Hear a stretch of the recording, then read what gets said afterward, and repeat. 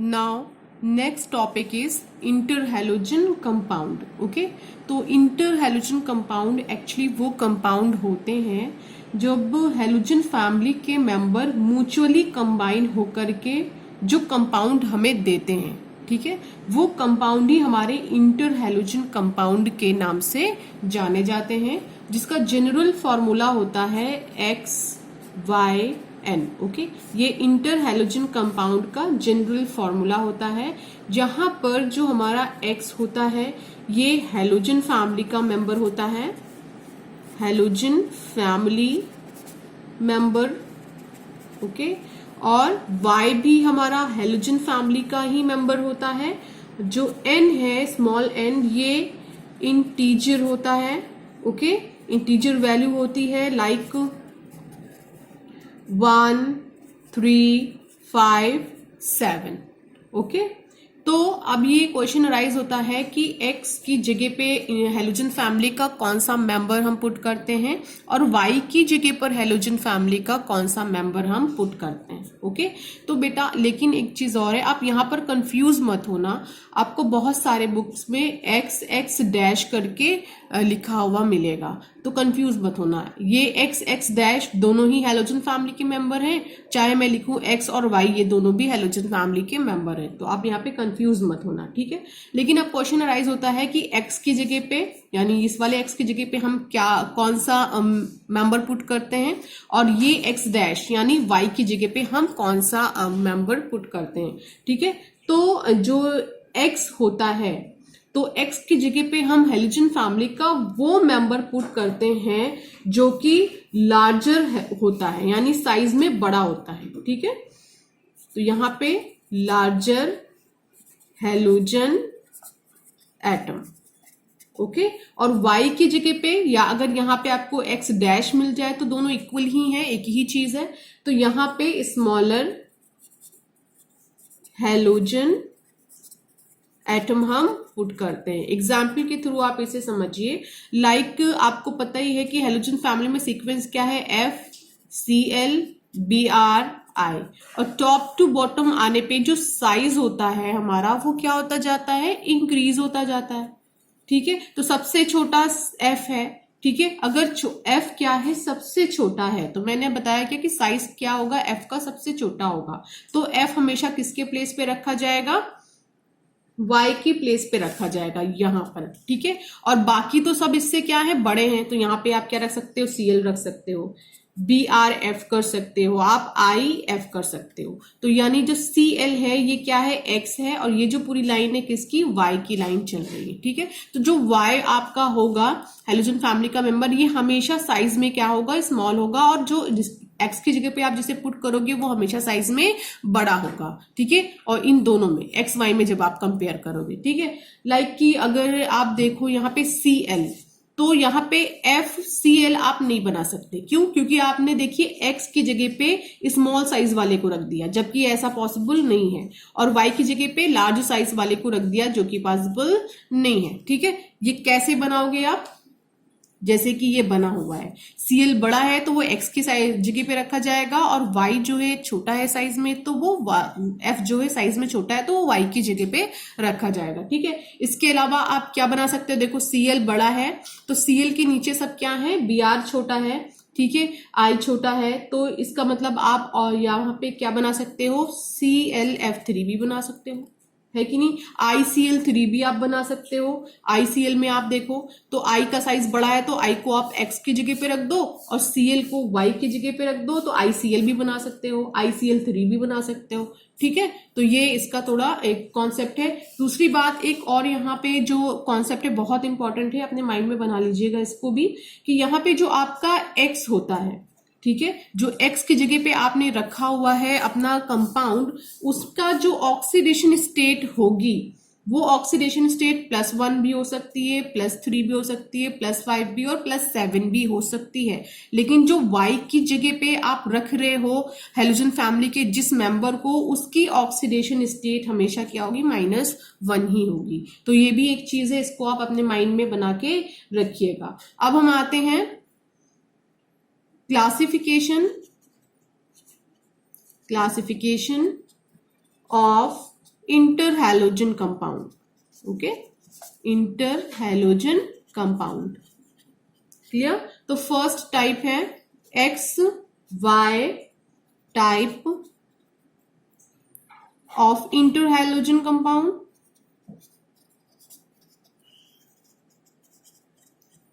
Second one is XY3 type of interhalogen compound.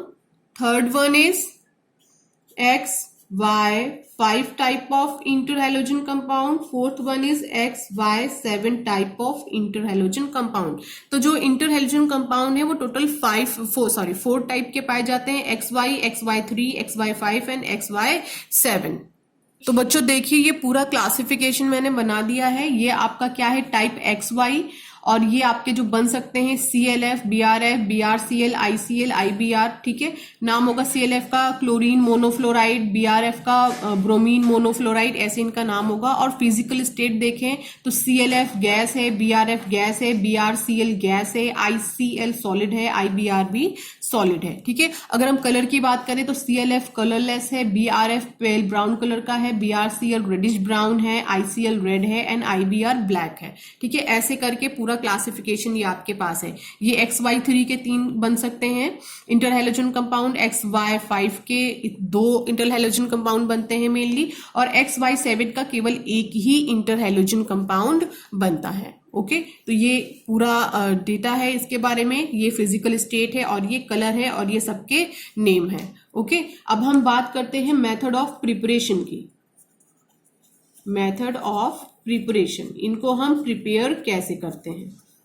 ठीक है, तो जो इंटर हैलोजन कंपाउंड होते हैं बच्चों, वो डायरेक्ट कॉम्बिनेशन रिएक्शन के थ्रू बनते हैं. डायरेक्ट कॉम्बिनेशन रिएक्शन देख लीजिए, लाइक आपके पास अगर Cl2 है, उसकी रिएक्शन आप डायरेक्टली किससे करा दीजिए, F2 से. टेम्परेचर 437 केल्विन रखिए तो आपको क्या मिल जाएगा, ClF.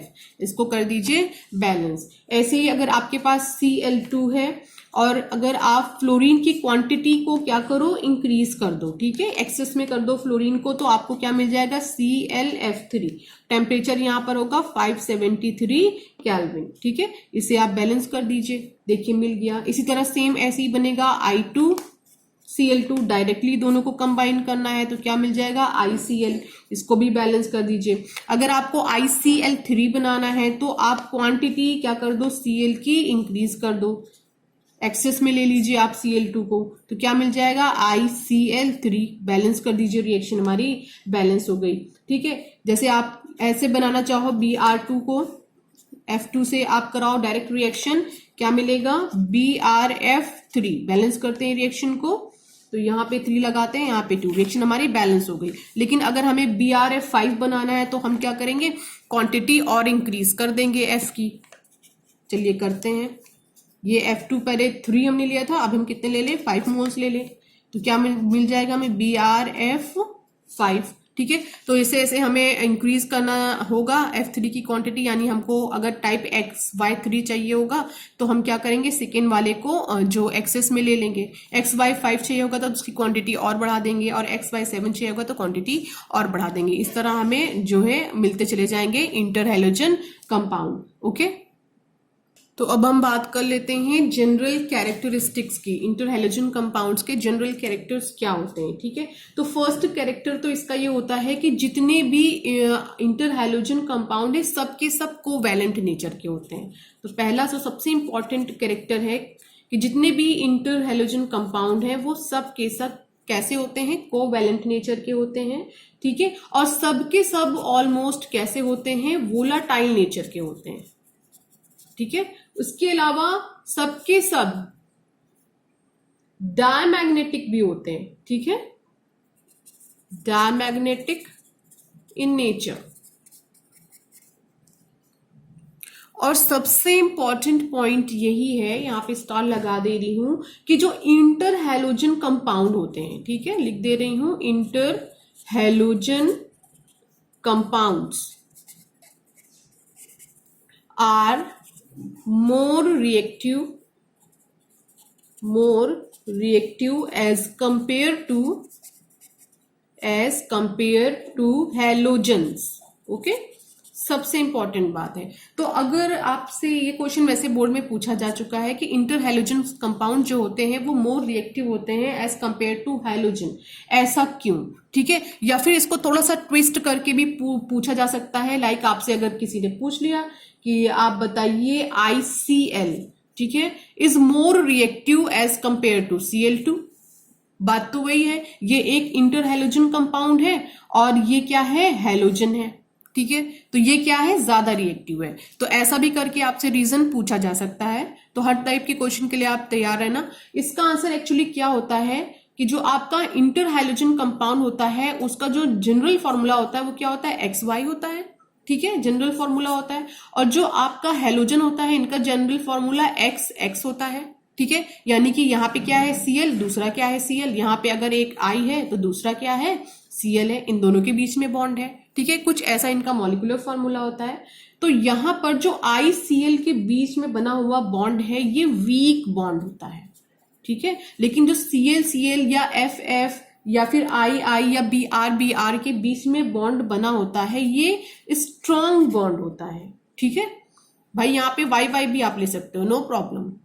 ठीक है, अगर X लिया है तो आप X की जगह पे इसको देखिए I का बॉन्ड रख लो, Y की जगह पे अगर Cl है तो Cl का बॉन्ड रख लो। तो ये दोनों बॉन्ड क्या होंगे, ज्यादा स्ट्रांग होते हैं। इन बॉन्ड को ब्रेक कर पाना काफी मुश्किल होता है, क्योंकि आप यहाँ पे इसको ब्रेक करने के लिए आपको एनर्जी ज्यादा देनी पड़ेगी, लेकिन इसको ब्रेक करने के लिए आपको एनर्जी कम प्रोवाइड करनी पड़ेगी। तो जिसको ब्रेक करने के लिए आपको कम एनर्जी प्रोवाइड करनी पड़ेगी तो वो जल्दी ब्रेक हो जाएगा। जब वो जल्दी ब्रेक हो जाएगा तो वो जल्दी किसी अदर एलिमेंट से क्या हो जाएगा, रिएक्ट कर लेगा और एक नया कंपाउंड दे देगा। तो इस वजह से जो इंटर हैलोजन कंपाउंड होते हैं वो ज्यादा रिएक्टिव होते हैं as compare to halogens. Okay, ये काफी इंपॉर्टेंट पॉइंट है। ठीक है, इसके बाद जो एक और इंपॉर्टेंट पॉइंट है वो ये है कि इंटर हैलोजन कंपाउंड वाटर से रिएक्ट बहुत इजीली करते हैं। ठीक है, दिखा दे रही हूं, reaction with water, reaction with H2O। Okay, like आपके पास अगर ICl3 है तो ये बहुत इजीली रिएक्ट करेगा किससे, वाटर से, और क्या देगा आपको, ICl plus HiO3 plus HCl। Reaction को हम क्या कर देते हैं, बैलेंस कर देते हैं, 3 and 5, यहाँ पे हो गया 2। रिएक्शन हमारी क्या हो गई, बैलेंस हो गई। अगर आप ICl3 ना ले, IF5 ले लें तो भी सेम कंडीशन होगी, H2O gives out HF plus I2O5। Reaction को हम क्या करते हैं, बैलेंस करते हैं, 10 5 2। ये रिएक्शन हमारी क्या हो गई है, बैलेंस हो गई है। ठीक है, तो जो हमारे इंटर हैलोजन कंपाउंड होते हैं वो बहुत इजीली वाटर से रिएक्ट करके हमें डिफरेंट डिफरेंट कंपाउंड देने की कैपेसिटी रखते हैं। Okay, now next point is structure of inter halogen compound. Okay, इनके हम स्ट्रक्चर की बात करते हैं। तो सबसे पहले हम जो टाइप है, फर्स्ट टाइप हमारे पास क्या है, XY। हम XY type inter halogen compound की बात करेंगे। तो यहाँ पे अगर हम एक एग्जाम्पल लेना चाहें तो यहाँ पर हम ICl का एग्जाम्पल लेंगे। तो यहाँ पर देखेंगे आप I और Cl के बीच में केवल एक बॉन्ड लगा हुआ है, वो भी एक सिंगल बॉन्ड लगा हुआ है। तो इसके स्ट्रक्चर की तो कोई खास बात होनी ही नहीं है। सीधे आपको क्या लिख देना है, linked with single covalent bond. Okay, covalent bond. लेकिन अगर हम आते हैं XY3 टाइप में तो यहां पर हम एक एग्जाम्पल ले रहे हैं। ये सारे हम एक एक एग्जाम्पल के थ्रू समझ रहे हैं। तो एग्जाम्पल हम यहाँ पे ClF3 का ले रहे हैं। ओके, तो बच्चों यहाँ पर जो XY3 टाइप के इंटर हैलोजन कंपाउंड होते हैं ये T शेप का स्ट्रक्चर शो करते हैं। ओके, T शेप का स्ट्रक्चर शो करते हैं। ये चीज अपने माइंड में हमेशा रखिएगा, T शेप स्ट्रक्चर शो करते हैं। इसको हम थोड़ा और एक्सप्लेन करके देखते हैं। सपोज करें कि हमारे पास यहाँ पर है ClF3। तो आपको पता ही है कि जो हैलोजन फैमिली का कोई भी मेंबर होगा तो उसका जो जनरल इलेक्ट्रॉनिक कॉन्फ़िगरेशन होता है वो क्या होता है, NS2Np5 टाइप का होता है। ये तो हमें पता है, हमने स्टार्टिंग में इसको स्टडी किया था। तो इसके अकॉर्डिंग हम क्या करते हैं, स्टेट चेक करते हैं। तो यहाँ पर आपको पता ही है NS है क्योंकि एग्जाम्पल हम यहाँ पे किसका ले रहे हैं, क्लोरीन का ले रहे हैं, तो क्लोरीन के पास तो वैकेंट डी ऑर्बिटल होता है। ये चीज आप अपने माइंड में बना के रखिएगा कि यहाँ पे सेंट्रल मेटल एटम कौन है, क्लोरीन है, ठीक है। तो जो क्लोरीन का ही हमें सब कुछ यहाँ पे चेक करना है। तो जो क्लोरीन है हमारा, क्लोरीन के पास तो वैकेंट डी ऑर्बिटल होता है लेकिन फ्लोरीन के पास नहीं होता। तो हमारा सेंट्रल मेटल एटम क्लोरीन है, तो उसी से कनेक्ट करके हमें आगे बात करनी है, ठीक है। तो ये NS हमें पता है, NS में कितने इलेक्ट्रॉन है, दो इलेक्ट्रॉन है। अब हम NP की बात करें तो NP में टोटल कितने इलेक्ट्रॉन है, देखिए 5 इलेक्ट्रॉन है। 5 हमने फिल कर दिया है क्योंकि बात अब क्लोरीन की हो रही है और ये बात किस स्टेट पे हो रही है, फर्स्ट एक्साइटेड स्टेट पे हो रही है, ठीक है। ये बात किस स्टेट पे हो रही है, फर्स्ट एक्साइटेड स्टेट पे हो रही है। और यहाँ पे हमारे पास ND ऑर्बिटल है। ये बात अलग है कि ND ऑर्बिटल यहाँ पर कैसा है, वैकेंट है, ठीक है। तो ये तो ग्राउंड स्टेट मैंने बना दिया है। अब इस ग्राउंड स्टेट का फर्स्ट एक्साइटेड स्टेट बनाने जा रही हूँ। तो यहाँ पर फर्स्ट एक्साइटेड स्टेट में एक्चुअली होता क्या है, ये दो अनपेयर इलेक्ट्रॉन है, इसमें से एक पेयर इलेक्ट्रॉन अनपेयर हो जाता है और इसमें से एक इलेक्ट्रॉन क्या हो जाता है, अनपेयर हो जाता है और इस डी ऑर्बिटल की तरफ मूव कर जाता है। चलिए बनाती हूं।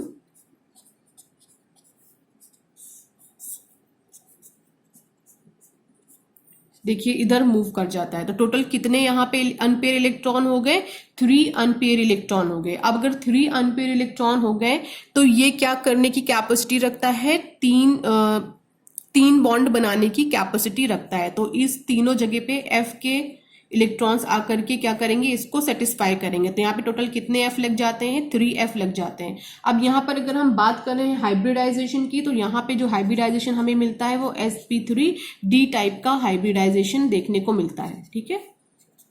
तो ये चीज आप याद रखिएगा कि XY3 टाइप का जो आपका स्ट्रक्चर होता है वो T शेप स्ट्रक्चर होता है और फर्स्ट एक्साइटेड स्टेट के थ्रू ये टाइप हमें मिलता है और जिसमें सेंट्रल मेटल एटम का हाइब्रिडाइजेशन जो होता है वो होता है sp3d हाइब्रिडाइजेशन। अब हम देखते हैं ये T शेप स्ट्रक्चर एक्चुअली कैसा स्ट्रक्चर होता है। तो सेंट्रल मेटल एटम हमारा यहाँ पर क्या है, Cl है और Cl के पास में पता है कि यहाँ पे क्या है, 2 लोन पेयर है। तो दोनों लोन पेयर को हम ऐसे दिखा देते हैं और एक क्या है, ये है हमारा F, ठीक है। इसको हम क्या करते हैं, जोड़ देते हैं, कुछ ट्राइंगल टाइप का ये स्ट्रक्चर बन जाता है। एक F ये है और एक F ये है। तो ये कैसा स्ट्रक्चर है, T शेप स्ट्रक्चर है, ठीक है। T शेप स्ट्रक्चर है, किसके लिए है, XY3 टाइप के इंटरहैलोजन कंपाउंड के लिए, okay. Now ma'am, now next point is XY5 intertype of halogen compound, okay। तो XY5 के लिए हम जो एग्जाम्पल लेकर चल रहे हैं वो ले रहे हैं BRF5 का एग्जाम्पल ले रहे हैं।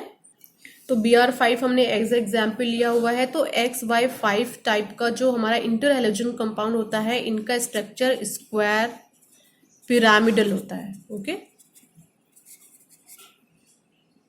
और इसमें जो सेंट्रल मेटल एटम होता है वो sp3d2 हाइब्रिडाइजेशन शो करता है, जो सेकेंड एक्साइटेड स्टेट के थ्रू हमें मिलता है। फर्स्ट एक्साइटेड स्टेट के थ्रू हमें XY3 मिला था, सेकेंड के थ्रू हमें XY5 मिलेगा और हाइब्रिडाइजेशन यहाँ पे sp3d2 टाइप का हमें मिलेगा। अब हम क्या करते हैं, इनका स्ट्रक्चर देख लेते हैं BRF5 का।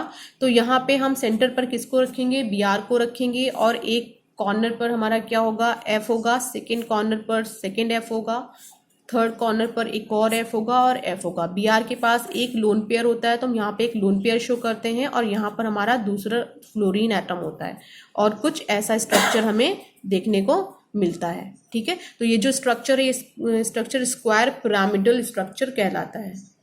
Now next one is XY7, ठीक है। यहाँ पे हम एक ही एग्जाम्पल है हमारे पास, यहाँ पर IF7 हम यहाँ पर ले रहे हैं। स्ट्रक्चर यहाँ पर जो होता है वो कैसा होता है, पेंटागोनल बाय पिरामिडल, ओके। और यहाँ पर जो hybridization central metal atom show करता है वो होता है sp3d3 हाइब्रिडाइजेशन, ओके। और ये हमें थर्ड एक्साइटेड स्टेट के बाद ही देखने को मिलता है। तो हम पेंटागोनल बाय पिरामिडल स्ट्रक्चर बना के दिखा रहे हैं आपको। यहाँ पे हम सेंटर पे किसको रख देंगे, I को रख देंगे, एक कॉर्नर पर हमारा F होगा, दूसरे कॉर्नर पर वापस F होगा और एक F यहाँ होगा, एक F यहाँ पर होगा और एक F यहाँ पर होगा और बिल्कुल स्ट्रेट फॉरवर्ड एक F हमारे पास और होगा और एक जस्ट इसके नीचे होगा। अब हम इसको क्या करते हैं, मिला देते हैं।